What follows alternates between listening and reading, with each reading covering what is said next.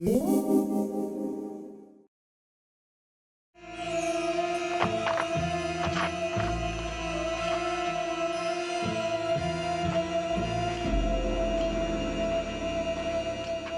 soy Juan de Dios Sala, director del Cineclub Universitario del Aula de Cine, y quiero presentaros la actividad que nos va a ocupar durante los meses de noviembre y diciembre, que se trata de un ciclo dedicado al actor y director Clint Eastwood, con el que queremos homenajearle y conmemorar su 85 cumpleaños.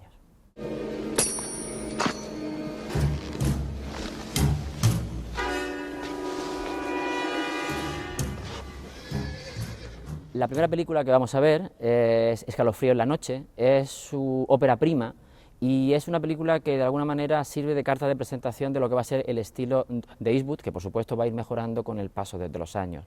Es un thriller que Eastwood en principio solamente iba a protagonizar, pero que después surge la oportunidad de dirigirlo, y en donde intenta probar algunas de las cosas que ha ido aprendiendo con sus dos grandes mentores, tanto con Don Siegel en el terreno del policíaco y también un poco del western, como de Sergio Leone. En este caso concreto se nota muchísimo más la influencia de Don Siegel a la hora de contar una historia muy precisa, con planos muy seguros, haciendo de una forma muy directa y jugando a construir muy bien, aunque es una película, como digo, al ser una película primeriza, tiene sus irregularidades, a construir muy bien todo lo que sería el suspense en torno a una historia en la que un locutor de radio se va a ver envuelto en una intriga altamente inquietante. Infierno de cobardes es el primer western que dirige Clint Eastwood y una de sus primeras grandes aportaciones a este género, del que veremos durante el ciclo varios ejemplos mucho más significativos. Infierno de cobardes es además un western muy extraño porque se combinan elementos propios del western, y en concreto del spaghetti western, aquí por tanto la influencia de Sergio Leone es mucho más clara, con elementos de cine fantástico. Hay una subtrama o inquietante en toda la historia que de alguna forma nunca deja claro al espectador si lo que estamos viendo es real o si lo que estamos viendo es resultado de una imaginación, una elucubración por parte de la gente del pueblo. Si la figura, el personaje, el desconocido que interpreta Eastwood y que llega a ese pueblo realmente es un forajido o en realidad es un espíritu que viene a vengarse de los que le hicieron daño años anteriores. El Fuera de la Ley es posiblemente su gran western, su primer gran western. Es una película que se ha ido revalorizando con el paso del tiempo y que además guarda muchos puntos de contacto con una de sus grandes obras maestras, que es Sin Perdón.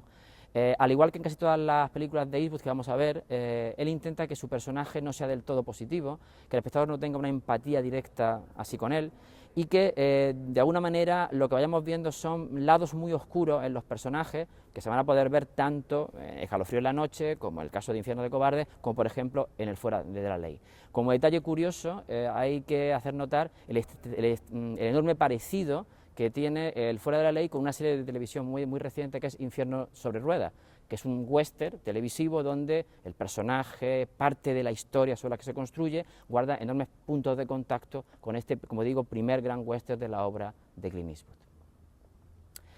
Ruta Suicida es la aportación primera de Eastwood al mundo del thriller en este caso policíaco. Si en el caso de Escalofrío en la noche hablábamos de un thriller de suspense, de ribete hitchcockiano, aquí lo que nos vamos a encontrar es claramente un personaje que guarda muchos puntos de contacto con el Harry el Sucio, que interpretó para su mentor Don Siegel,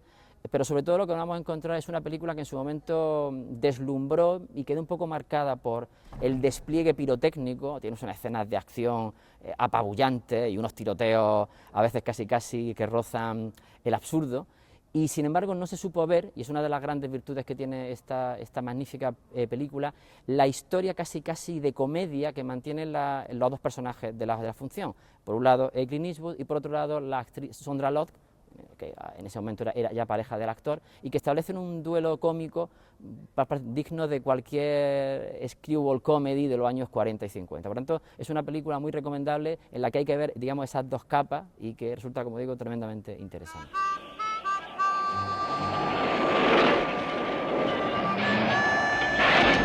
It's Uncle Red. Is he dead? El aventurero de medianoche fue la película que descubrió a Eastwood y comenzó a ganarle el respeto de la crítica europea. Cambiamos radicalmente de estilo y además, por otra parte, nos acercamos a un Eastwood que va a trabajar sobre un terreno que a él le interesa mucho y que lo va a demostrar a lo largo de toda su filmografía, con películas muy concretas, pero en casi todas ellas además la música juega un papel muy importante. En este caso concreto, El aventurero de medianoche cuenta la historia de un cantante de country en horas bajas y un poco cuáles son sus últimos momentos. No es una historia sobre el fracaso, un tema que Eastwood va a recuperar posteriormente en otras películas y, por ejemplo, en otra que tenemos la oportunidad de ver durante este mes, que es la película Bear, que es un poco la quinta esencia de su acercamiento al mundo de la música. Resulta muy interesante ver cómo esta película pasó prácticamente desapercibida en los años 80, cómo sin embargo fue muy revalorizada por la crítica francesa y cómo, además como detalle interesante, vamos a poder escuchar a Clint Eastwood cantando, que además, digamos, no lo hace del todo mal, e incluso el hacerlo no del todo bien, habría que decir también, ayuda mucho a ese personaje con la voz cascada, pasado ya de vueltas, cansado, y que él sabe retratar de una forma tan admirable. El jinete pálido es la película y es el western que de alguna forma reconcilia a crítica y a público sobre la figura de Clint Eastwood. Hasta este momento Eastwood estaba reconocido por algún sector de la crítica, tenía por supuesto el respaldo del público y en este caso concreto se aglutina ambas cosas. Eastwood juega clarísimamente la baza del homenaje, es una película que recuerda planteamiento, situación a la mítica Raíces Profundas que dirigió George Stevens en los años 50. Pero al mismo tiempo es una película que enlaza con su carrera ya anterior. En concreto, como hemos comentado antes, es una película que enlazaría directamente en esa mezcla entre western y cine fantástico con Infierno de cobardes. Es un western magnífico, donde definitivamente Eastwood se despega de la conexión con Sergio Leone, y donde ya de alguna forma clara se puede ver a un Eastwood que intenta aportar claramente lo que él quiere que sea el western y lo que él entiende que debe ser el western ya a finales del siglo XX. Junto con Sin Perdón son quizá las dos aportaciones más importantes, tras los campos de pruebas que fueron Infierno de cobardes y El fuera de la ley, como digo, de la aportación que Eastwood hace a este género tan fundamental en la historia del cine como es el cine del oeste. Bear es la película que de alguna manera sirve de continuación con esa pasión de Eastwood por el mundo de la música y en concreto por el mundo del jazz. Sabemos que Eastwood después va a hacer una serie de trabajos, de documentales ligados al mundo del jazz, en concreto por ejemplo Piano Blues, es una película ya de la década siguiente, y Bear es su particular homenaje a la figura de Charlie Parker. Y de nuevo, al igual que en El aventurero de medianoche, es una historia de derrota, es una historia de fracaso. Es contar los últimos momentos de ese mítico músico de jazz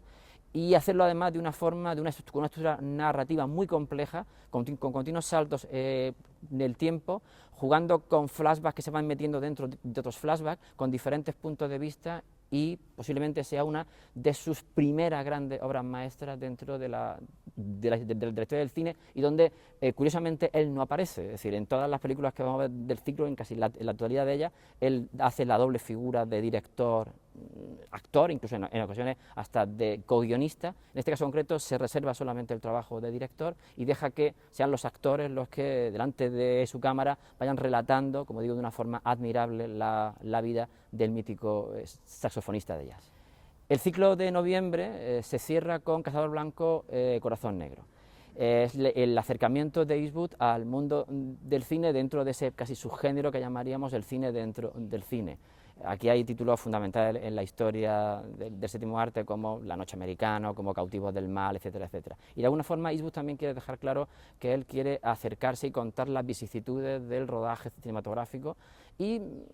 podemos decir casi dejar sentado algunos de sus principios fundamentales, ¿no? Hay una frase muy interesante en la película que viene a decir algo así: Eastwood interpreta a un cineasta, una especie de trasunto del director John Huston. La película es una especie de historia novelada y contada de lo que sería el rodaje de La reina de África. Como digo, hay una frase muy llamativa en la que dice algo así como no voy a dejar que 2 millones de comedores de palomitas me digan lo que tengo que hacer, ¿no? Eastwood hace el cine que quiere, como quiere, cuando quiere, tiene el estatus de estrella para poder permitírselo, y en esta película de alguna forma intenta reivindicar eso, ¿no? Es una película, hay que decirlo, irregular, pero con momentos muy brillantes, sobre todo en lo que es la obsesión por hacer cine, y que además juega en paralelo, en una historia en paralelo con lo que sería la obsesión del director protagonista por la cacería y concretamente por cazar un elefante, ¿no? Entonces esa doble obsesión en la que Eastwood cuenta muy bien, como digo, jugando con ese trasunto que sería el rodaje de La Reina de África.